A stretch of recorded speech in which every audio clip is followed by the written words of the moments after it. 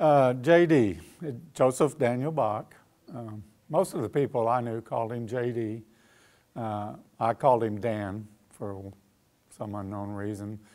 I met Dan in August of 1974 when we were both hired by the Corpus Christi Police Department to attend the 24th Academy. We became friends during the academy, and we continue to be friends over the years.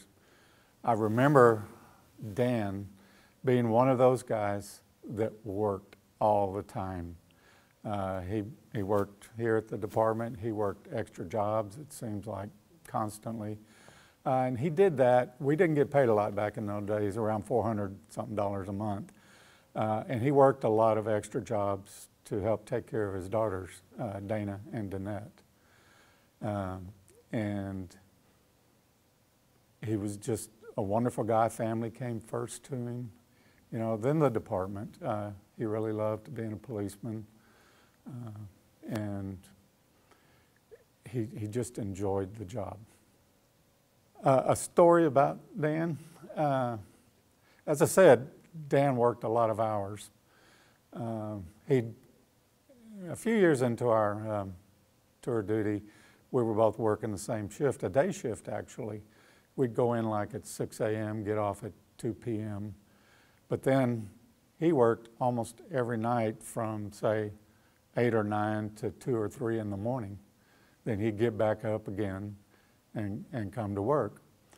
During that time we were on the same shift, we would give rides to each other. One week he would drive and the next week I would drive. And I remember being in our apartment with my wife and children, and I heard a horn honking out front. And I go, oh man, I've overslept. And I look out the window and sure enough, Dan is down there in his van. So I run downstairs, go open the front door, tell Dan to come in and sit down for a minute. He was in his uniform, ready to go. And I'll get dressed, I overslept. So I go back upstairs and I'm starting to get dressed, put my uniform on, and I look at the clock and it's 3 a.m. He usually picks me up about 5:30 or so. So I go back downstairs and he's sleeping in a recliner. So I just let him sleep. I went back upstairs and went to bed and then got up and woke him up. He had no concept of what time it was, because when you work that much and that long and get that little of sleep, sometimes you get a little cross-eyed. There are obviously quite a few.